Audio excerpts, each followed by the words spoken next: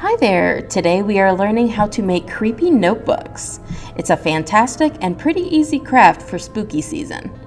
It goes along with the Teen Take and Make kit in York this month, but it's just as easy to make at home with the items that you have lying around the house. All you need is a notebook. This one happens to be larger than the ones in the kit, but it's what I had available. You'll need some Mod Podge, or you can use Elmer's glue or white glue, any kind of glue that dries clear. Some string, macrame cord, yarn, or anything like that. Some scissors, a pencil if you want to sketch out your design first, a paintbrush to apply the Mod Podge with, any accessories you want to include, like I had these bugs left over from a program and I decided to throw one in for funsies. And you'll need some craft paper, enough to cover your notebook. You could also use the scratchy brown paper towels or napkins that you find at restaurants, but I like the thickness and the sturdiness of paper. It also doesn't need to be brown, but I'm going for an antique leather look. And now that we have our materials, let's begin. First, it's helpful to sketch out your design before you glue anything down. Of course, if you want to be a chaos goblin and just wing it, you can certainly skip this step, but I learned the hard way that it's a lot easier to have a line to follow when you're gluing down the string in the next step. Your sketch doesn't have to be neat or pretty, it's all going to be covered up later, so it can be as messy as it needs to be. And you don't have to worry about eraser marks. Who's going to know? No one's going to know.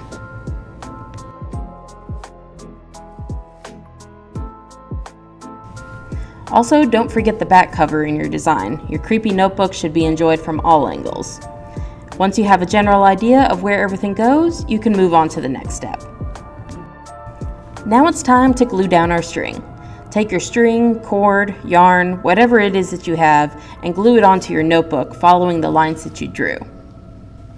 I'm using a hot glue gun because it's faster and easier, but you could just as easily use Mod Podge, Elmer's glue, or any other kind of glue.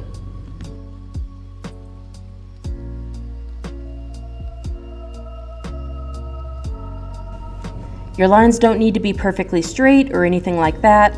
It will be covered up in the next step, but we're also making creepy notebooks. They're supposed to look imperfect. I have all of these hot glue strings everywhere, but I'm not too worried about cleaning them up because they won't be noticeable underneath the paper.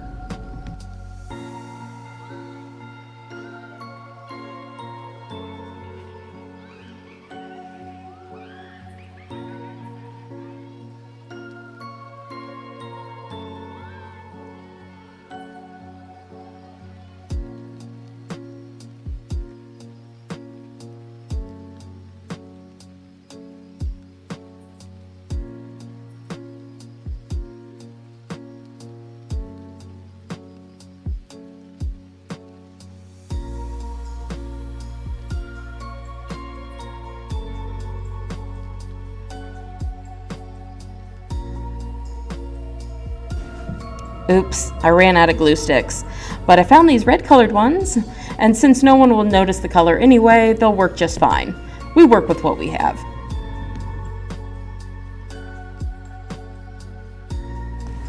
Now that I have my spider web done on the back cover, I'm going to add my creepy crawly here on top. Yeah, I know this millipede or centipede or whatever is not the right bug for the setting, but all my spiders were either too large or too small for the notebook. So I guess we just have to pretend this is a bug that got caught in the web.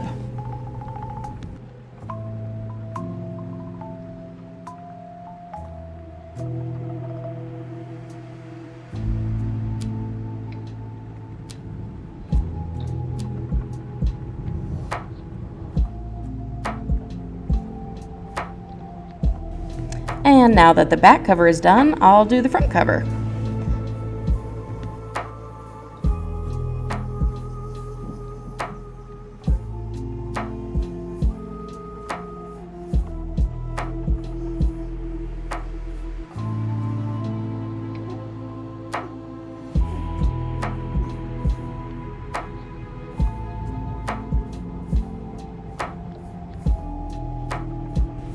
The sharp turns and small spaces are the hardest to get right, but just keep telling yourself that ugly equals creepy in this case. If it worked for Frankenstein's monster, it can work for us.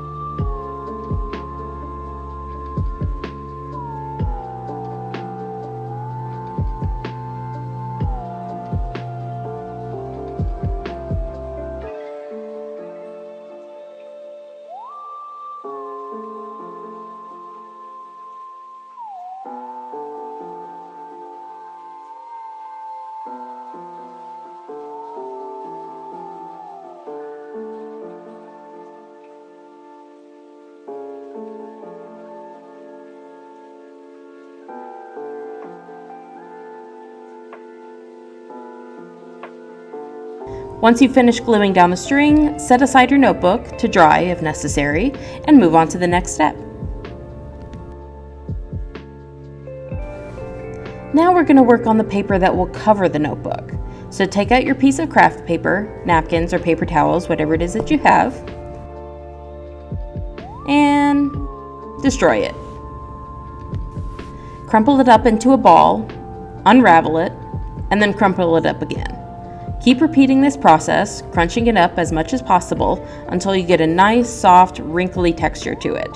I believe the fancy term for what we're going for is distressed.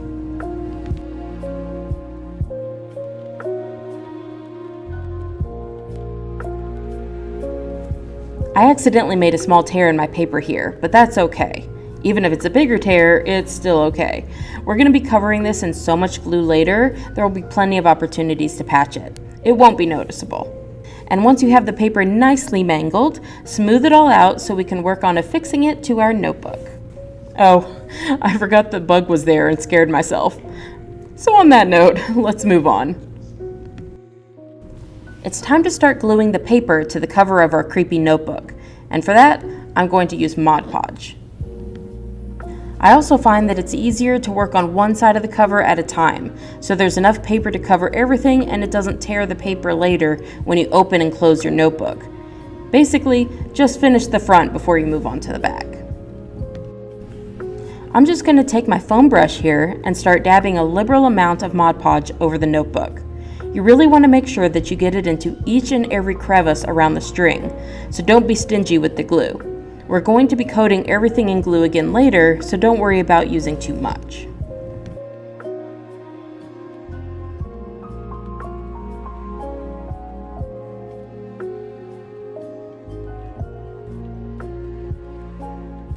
Lay your paper over top of the notebook. Make sure to leave enough overhang to fold over the sides. Laying the paper down and then pressing it into place allows the wrinkles in the paper to come through. The other most important thing is to press the paper in tightly around the string design.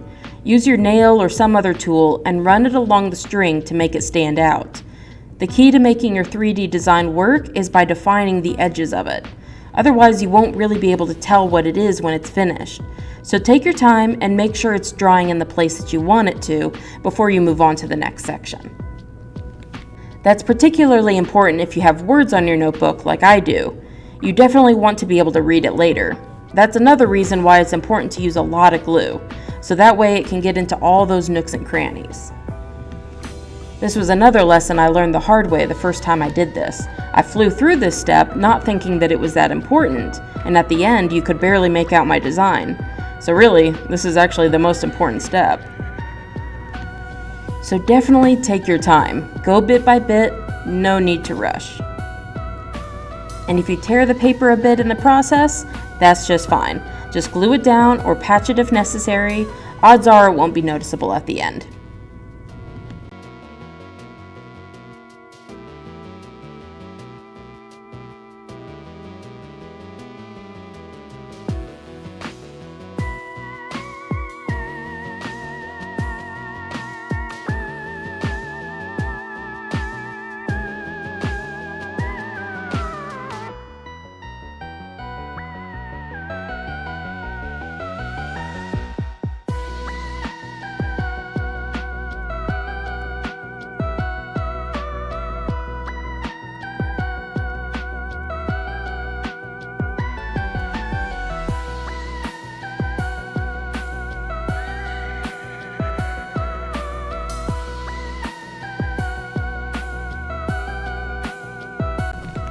Try to work from the inside out, or at least do the outer edges of the cover last. That way you won't run out of paper and have to stretch and pull it to cover the whole notebook.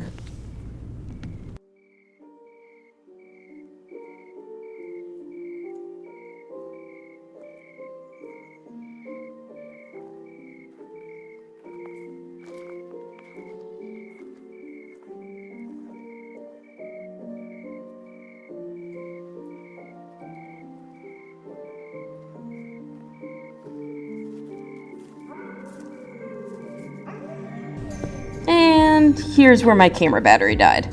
But you didn't miss anything. It was more of the same until all the paper was glued to the cover of the notebook, so we'll pick it up again after it's dry in the next step. But now that everything is glued in place, both the front and the back, it's time to take care of the excess paper hanging off the edges. So I've got my scissors here, and I'm going to go back to the hot glue for the sake of time.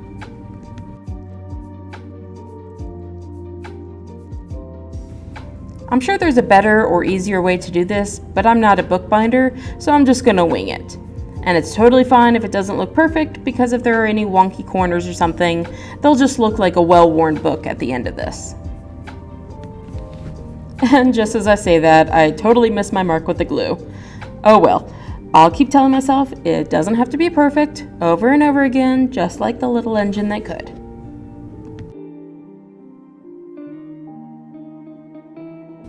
I'm actually really liking the red glue now. I mean, it was the only glue that I had available, but it's really fitting for a creepy notebook, like I'm binding the book in blood.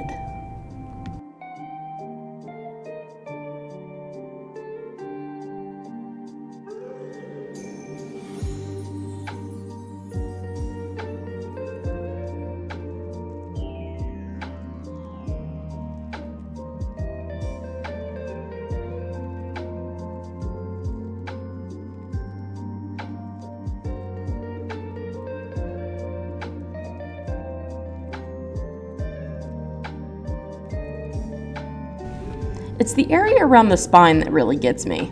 If any of you watching are more accomplished bookbinders, leave a comment to educate me on the proper way to wrap a book in this way. In the meantime, I'm just taking the little bit around the spine and tucking it in a bit and then gluing it down. It's not ideal, but it works, and it's not immediately noticeable, and that's good enough for me.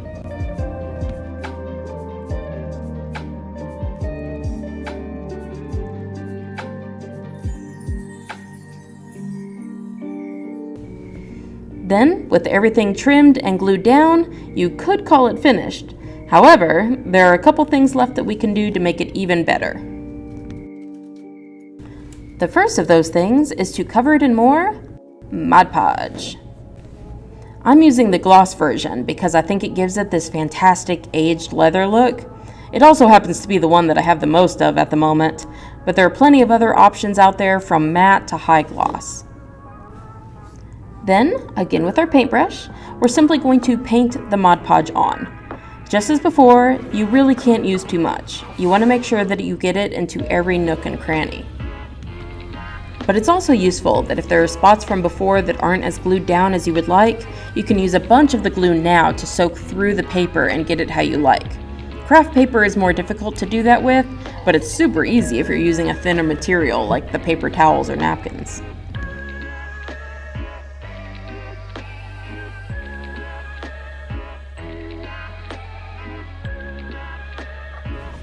Now I'll just let that dry a bit before moving on to the back side. The front's not completely dry, but it's dry enough for me to open it up and start on the back. So here we go again. The other added bonus of this step is that it also seals the cover against damage. Paper tears and gets marked up easily. Paper coated with Mod Podge is a bit sturdier and more resistant to wear and tear.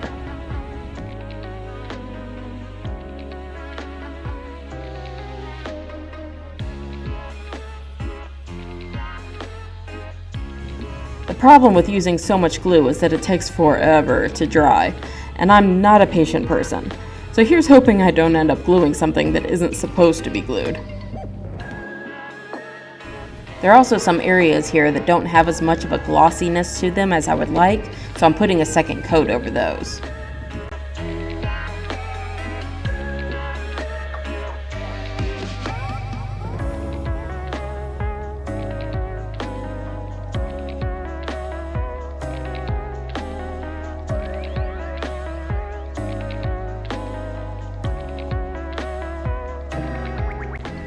You don't have to cover the flaps that are glued to the inside cover, but I am just for cohesiveness and also to glue down any wayward edges.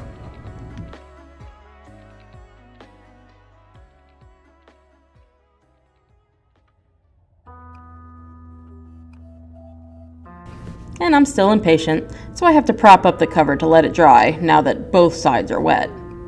But eventually, much gluing and drying later, we have a creepy notebook.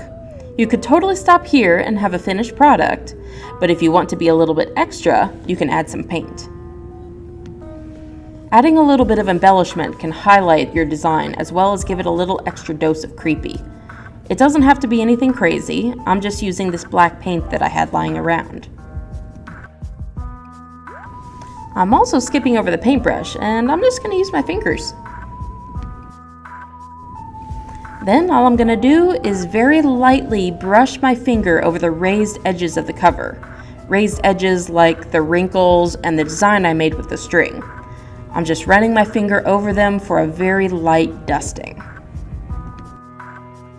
To achieve that, I'm also going to tap out a lot of the paint on my finger, so there's just the barest amount there. The key is to go in with light strokes and build up layers to your liking. It's a lot easier to add paint than to remove it. The paint helps to highlight your design if in the process of gluing it lost some of its definition. Once again, it doesn't have to be perfect by any means. This gives it an aged effect, so there are naturally going to be spots that are darker or lighter than others.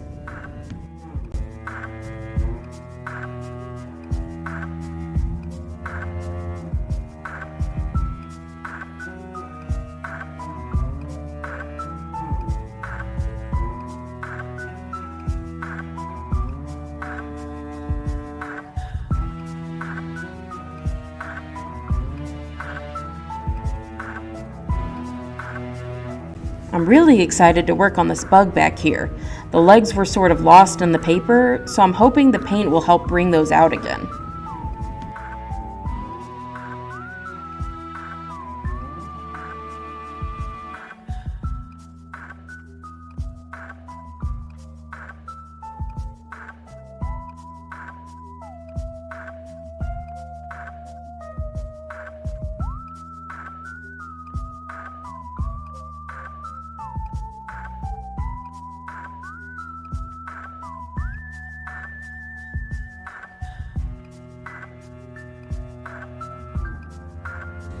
It's also good if, like me, you did end up using a little too much glue, because apparently you can use too much glue. The paint can help cover it up so it's less obvious. Alright, with that, our creepy notebook is complete. It's ready for all sorts of creepy notes or creepy doodles, whatever it is that you want to use it for. Thanks for watching this tutorial. I hope it was helpful and inspires you to create your own spooky library. If you're a teen, stop into the York Public Library to pick up a creepy notebook kit while supplies last. And to check out what else is happening at the library, go to our website, yclibrary.org. Thanks again, and happy reading!